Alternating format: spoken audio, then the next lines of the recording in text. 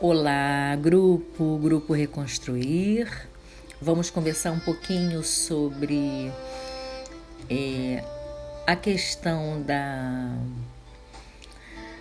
do novo vaso, da reconstrução de um novo vaso. Muitas pessoas estão me dizendo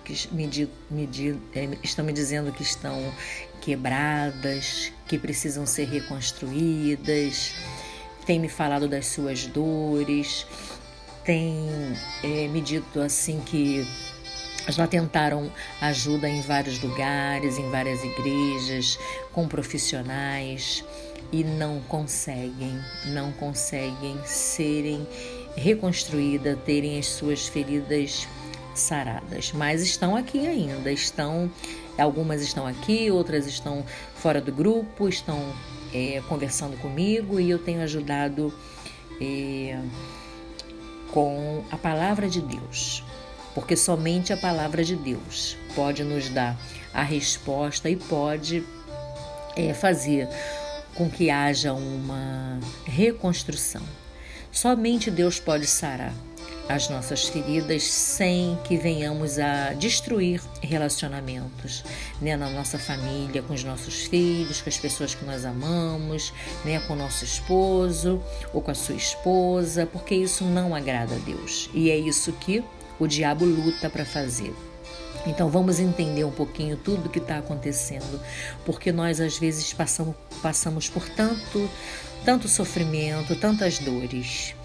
E a palavra de Deus, ela nos ajuda. Deus, ele é um Deus ajudador. Deus é um Deus que se compadece do nosso sofrimento e permite para o nosso próprio bem, como diz a palavra. Todas as coisas contribuem para o bem daqueles que amam a Deus. Então, para você estar nesse grupo, você precisa amar a Deus sobre todas as coisas, que é o primeiro mandamento, amar a Deus sobre todas as coisas e seguir a sua palavra, que é a Bíblia. Tire sempre um tempinho para estar lendo a Bíblia, histórias na Bíblia que irão te ajudar. A história de Esther, a história de Ruth, a história de Jonas, de Daniel. Procure ler essas passagens bíblicas, essas histórias, para você ver como eles alcançaram vitória através da oração e da obediência. Então, o olheiro e o barro, a passagem que está no livro de Isaías 64:8, nós somos o barro e tu o nosso olheiro e todos nós a obra das tuas mãos, diz a palavra. Então, minhas irmãs, minhas amadas, meus amados, quando nós estamos passando por uma crise em nosso casamento, é muito fácil focalizar em quê? Em que a gente focaliza? O nosso foco se volta para quem? Sempre para o outro, No que nossos maridos estão fazendo conosco. Ele está nos humilhando, ele nos abandona, ele nos rejeita, trata a gente com muita crueldade. E aí, meus irmãos, nós precisamos tirar o foco disso. Nós precisamos focar no único que pode nos ajudar. E reclamar com o Senhor. Senhor, por que Ele está fazendo isso? Por que eu estou passando por isso? Quantas vezes eu perguntei, Senhor, por que eu passei por tudo isso, Senhor? E o Senhor me mostrou. Então, enquanto você fizer isso, irá somente debater-se e nunca chegará à vitória. Nunca chegará à vitória. Nós vamos aprender que nossos maridos não são o nosso inimigo. Nós vamos ganhar nosso marido sem palavras. Você crê nisso? Que você vai ganhar a sua esposa ou o seu esposo sem palavras, como diz a palavra de Deus? Não tente ser o Espírito Santo na vida do seu marido. Quantas vezes eu tentei ser o Espírito Santo na vida do meu filho, do meu marido e da minha família de origem, dos meus irmãos, da minha mãe. E o Senhor me mostrou, o vento sopra onde quer. O vento sopra onde quer. O Espírito Santo é quem convence o homem do pecado e do juízo. Nós não temos esse poder. Nós podemos sim orar e jejuar, mas nós não devemos jamais tentar ser o Espírito Santo na vida das pessoas. Então, Deus, Ele muitas vezes não está mudando o comportamento de nossos maridos. Sabe por quê? Porque Deus está usando as coisas que eles estão fazendo como torno do olheiro e suas mãos. Olha só, meu Senhor, usar o meu marido tão rude, tão insensível, com um coração tão duro para ser o meu torno. E Deus ele confirmou isso, que o meu esposo é o meu torno, o seu esposo é o seu torno. Sinto muito te dizer isso, minha amada, e a sua esposa é o seu torno. Sinto muito te dizer isso, meu amado. Por que Deus faz isso? Porque através deles, Deus irá nos moldar-nos mais à sua imagem. Porque Deus não tem como usar outras pessoas que vai dar pra gente bom dia, boa tarde. Não tem como usar o seu vizinho. Você não convive com o seu vizinho. Olha só que lógica. Não tem como usar muitas das vezes aquelas pessoas que eu encontro uma vez na semana, por exemplo, as minhas irmãs, né, na igreja, as minhas amigas. Pode usar sim, um chefe. Ele usa sempre as pessoas que convivem conosco. Ele usa sempre essas pessoas que estão conosco. Porque ele vai criar várias situações para que nós possamos ser transformados. Esse Deus é um Deus tremendo, maravilhoso. Ó, como eu amo esse Jesus. Senhor, como eu amo a tua lei. Como eu amo Jesus Cristo, não pelo que ele faz, mas pelo que ele é. Deus, ele é tremendo, meus irmãos.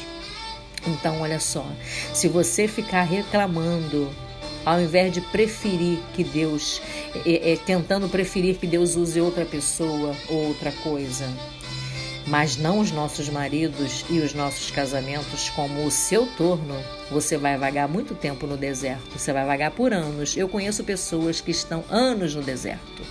Eu conheço mulheres que estão casadas há 20, 30 anos, 10 anos, e elas nunca saem do deserto. Elas nunca saem do deserto. Elas vivem de aparência, mas elas não têm o casamento que sempre que sonharam em ter. Tem pessoas que estão casadas há mais de 30 anos e nunca ouviram do marido, eu te amo. Nunca ouviu da esposa, eu te amo. Então, meus irmãos, você quer um relacionamento assim? Eu creio que não. Então, sinto muito te dizer, mas o seu esposo, ele é o seu torno. A sua esposa, ela vai ser usada por Deus como seu torno. Meus irmãos, seja humilde para entender isso, porque isso vai contribuir para o seu bem. Porque o barro, quando está na mão do olheiro ali no torno, o que o olheiro faz? Ele tenta fazer de tudo para que saia um lindo vaso. E você será um lindo vaso para ser usado por Deus. Creia nisso, submeta-se, obedeça. Eu sei que é difícil, peça a Deus para que te ajude, para que você saia assim um lindo vaso, para que você ajude pessoas. Porque, olha só, frequentemente nós somos tão rebeldes, né? Nós somos tolos, por quê, né? A gente reluta, a gente não permite que haja modificação em nós. Nós não queremos nos modificar, nós queremos respostas imediatas, né? A gente vai assim, a certos lugares, a gente vai em tudo quanto é tipo de pessoa quando estamos com crises, porque a gente quer resposta imediata. Parece até que a gente busca coisas como se as pessoas fossem cartomante. Eu quero resposta agora, eu preciso de restauração agora, eu preciso de reconstrução agora. Teve uma pessoa que falou isso pra mim e eu disse, coitada. Coitada. Meus irmãos, não é assim. Nós temos que estar dispostos primeiro a nos modificar. Há um hino que diz, a começar em mim. O maior propósito de Deus, ele é tão perfeito, o maior propósito dele é modificar você. É modificar você, fazer você uma pessoa mansa, uma pessoa quieta, uma pessoa confiante, uma pessoa que vai trabalhar pela justiça, obedecer a palavra de Deus e assumir as causas de Deus. É isso que Deus quer. Você tem que ter certeza de que você está entre os que serão ricamente abençoados. E, meus irmãos, vale a pena. Vale a pena. Nós não podemos ser negligentes como foram os israelitas quando se trata de alimentar os famintos, trabalhar pela justiça de Deus e obedecer a palavra dele.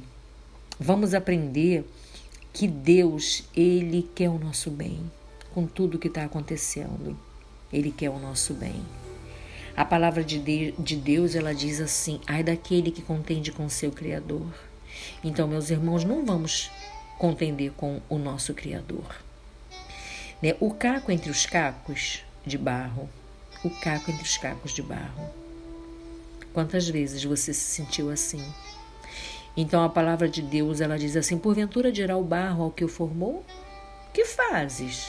Você vai questionar a Deus? Senhor, o que tu está fazendo, Senhor? Olha, Senhor, o que tu está fazendo, Senhor. Não, nós não podemos questionar, nós temos que ser submissos. Quantas coisas você perdeu? Você está perdendo o seu casamento? Você perdeu o seu casamento? Você questionou a Deus ou você se submeteu? Então, meus irmãos, vamos reverter esse quadro. Vamos ter vitória agora com a ajuda. Na verdade, com a ajuda não, né? Porque se a gente tiver ajuda, seria o nosso plano. Vamos permitir que Deus guie os nossos passos. E essa palavra está em Isaías 45, versículo 9. Tira um tempinho para ler a palavra. Tira um tempinho para orar todos os dias. Meus irmãos, eu geralmente não tenho assim um horário específico para orar. Mas o que eu tenho feito todos os dias é orar no meu horário de almoço. E aonde eu trabalho, não tem um local específico. E eu oro dentro do banheiro. Então eu tiro ali alguns minutos, de 5 a 10 minutos, entro lá no banheiro e oro ao Senhor, para que Ele me mude. E eu sempre pergunto: Senhor, o que falta mudar em mim? O que falta mudar em mim para que todos os meus relacionamentos sejam reconstruídos, Senhor? Então, deixa Deus ser Deus. Submeta-se, obedeça. Ao invés de reclamar, deixa Deus ser Deus. Então, Ele usa para provocar-nos, sabe por quê? Para que a gente possa buscar. Então, Deus usa o nosso marido para que venha nos provocar, que nos provoque, para que ele possa nos transformar. Então, quando seu marido insultar você, como você responde? Como é que você deve responder, na verdade? Quando você escutar uma injúria, quando você escutar algo que te fere, dá outra face, meu irmão. Deus te justifica. Você pode simplesmente dar uma resposta branda e falar: estou orando por você. Porque Deus, ele vai justificar você. Deus, ele te justifica. Creia nisso. Creia nisso. Seu marido está te provocando? Está te provocando? Você não está aguentando? Então clame a Deus, porque Deus, ele vai te ajudar. Deus não é um Deus para que minta. Louve a Deus pela sua fidelidade. Então, Ele está determinado a transformar você num lindo vaso. E vaso pronto para o seu próprio uso. E depois de eu entender isso, eu comecei a dizer: usa-me, Senhor.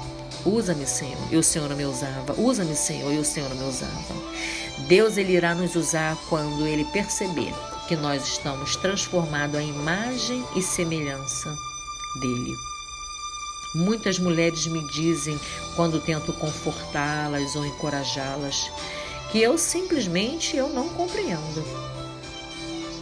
Eu não compreendo. Elas dizem: mas você não entende, meu marido é assim, meu marido é assado, meu marido está fazendo isso, aquilo comigo. Minha irmã, vai para a oração, vai para o joelho, vai orar, vai jejuar. Você acha que Deus não está vendo? Você acha que Deus não se importa com você? Deus, ele se importa com você. De muitas formas eu até compreendo, embora estejam certas de que ninguém, exceto Jesus, realmente vai compreender tudo isso. Como se o olheiro fosse igual ao barro e a obra dissesse do seu artífice: não me fez? E o vaso formado dissesse: do seu olheiro nada sabe. É isso, nós não sabemos nada do nosso olheiro, que é Deus. Nós não sabemos nada. Nós não sabemos nada. E quando a gente tenta saber, a gente quebra a cara. Nós temos apenas que nos submeter, porque Ele é onisciente, onipresente e onipotente. Porque se a gente soubesse, não haveria submissão a Ele. É como se fosse uma vidente que te revela coisas para que você faça isso, faça aquilo, mas aí não há transformação, porque você já sabe o que fazer. E você precisa confiar em Deus e deixar Deus transformar você. Fale com Deus acerca da situação. Fale somente com Deus, não fale com seu marido acerca das suas dores, acerca da sua situação. Permita que Deus dê paz a você. Somente Ele pode te dar paz. A palavra de Deus diz: a paz que eu vos dou, o mundo não vou lá dar. Deus sabe o que é melhor para você. Deus sabe o que é melhor para você. Então, trabalhe com Deus. Pergunte para Deus: Senhor, qual é o meu trabalho? Qual é o meu trabalho durante essa crise? Qual é o meu trabalho durante esse deserto? E Deus vai mostrar a você. Trabalhe com Ele. Não tente fazer as coisas do seu jeito, porque você vai sofrer. Não tente descobrir o que o seu marido está fazendo, aonde ele está. Não tente descobrir por que ele te trata dessa forma, porque você vai sofrer. Você vai sofrer. Então, descansa no Senhor.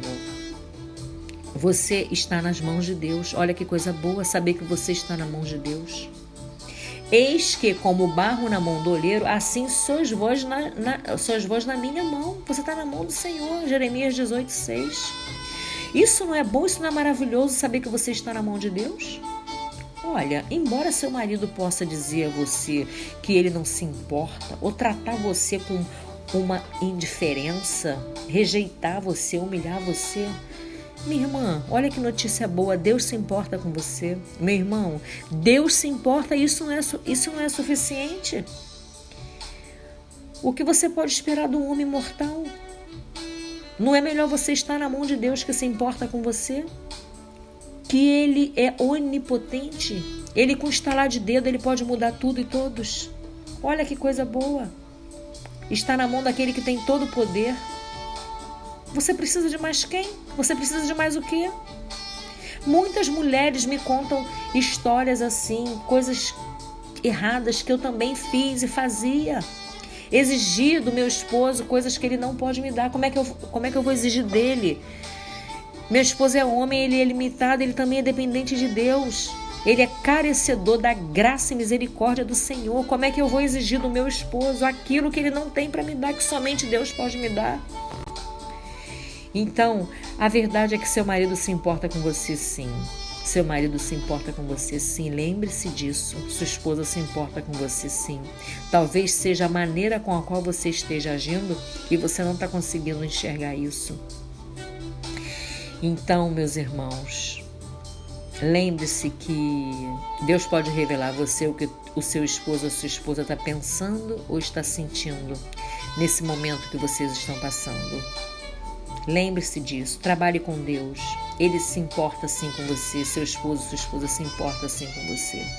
Peça a Deus para sarar as suas feridas. Se você foi ferido, se você foi gravemente ferido, abandonado, rejeitado, peça a Deus para sarar as suas feridas, porque se isso aconteceu, porque Ele permitiu, para que você experimentasse hoje, agora, da graça maravilhosa dEle, que está curando você, está curando a sua ferida, para esse novo relacionamento, para essa nova caminhada com seu esposo e com a sua esposa. E para você que espera uma esposa ou um esposo, lembre-se disso, não vá para um relacionamento ferido porque você vai ferir, porque o ferido fere.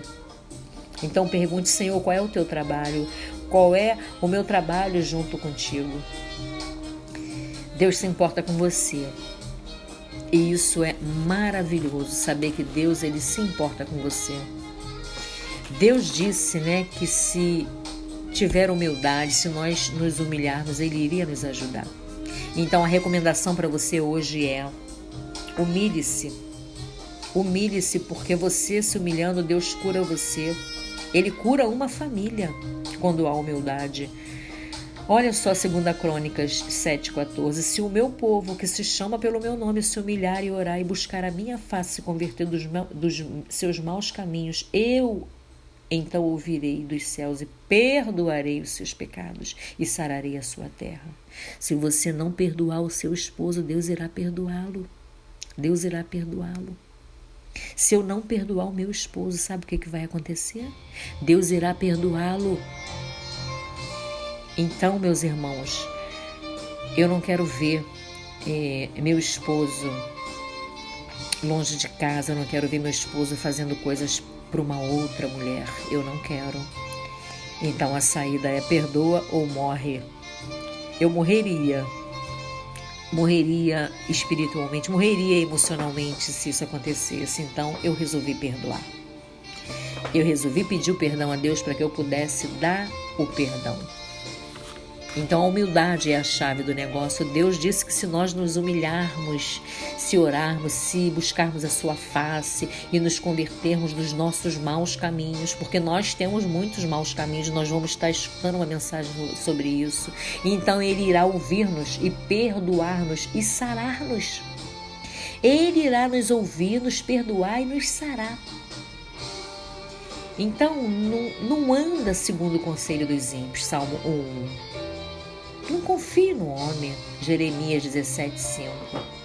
Porque você vai sofrer as consequências, porque isso é uma cura superficial. E a palavra diz, e curam a ferida da filha de meu povo levianamente, Jeremias 8:11. Assim são os livros de autoajuda. Curam a ferida levianamente e curam superficialmente a ferida da filha do meu povo, dizendo paz, paz, quando não há paz. Jeremias 6:14, mas o único que cura de verdade é o Senhor. Esse cura de verdade. Minhas irmãs, vamos morrer para nós mesmas? Vamos morrer para nós mesmas, que isso é uma recomendação, não da psicologia moderna, mas de Deus. Olha a palavra de Deus em 2 Coríntios 5:15. E Ele morreu por todos, para que os que vivem não vivam mais para si, mas para aquele que por eles morreu e ressuscitou. Pessoas determinadas e arrogantes compreendem a palavra de Deus sem o Espírito. Mas, para conhecermos a mente de Deus, necessitamos de humildade. A sua humildade, ela será testada, sabia disso? A sua humildade, ela será testada. Deuteronômio 8:2, lê lá, a sua humildade vai ser testada.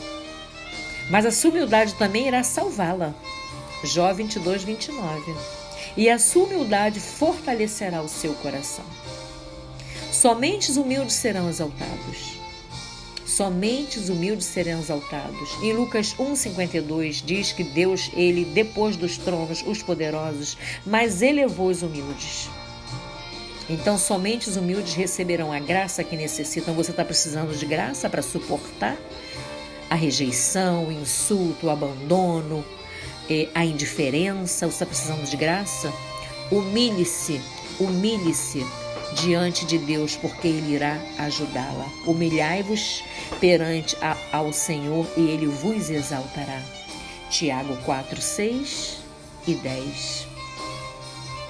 E finalmente, sede todos harmoniosos, compassivos, fraternais, bondosos e humildes de espírito. Olha como é difícil ser assim com uma pessoa que está nos rejeitando.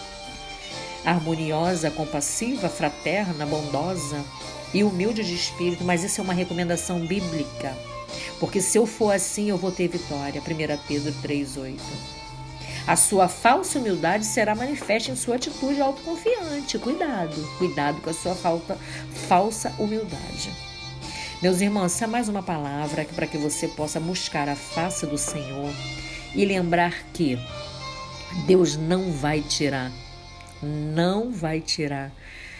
as pessoas que amamos de perto de nós, mas vai usá-las como pessoas imperfeitas, porque nós somos imperfeitos, para que sejam o nosso torno. Amém? Deus abençoe a todos, fiquem com o Senhor Jesus Cristo, o autor e consumador da nossa fé.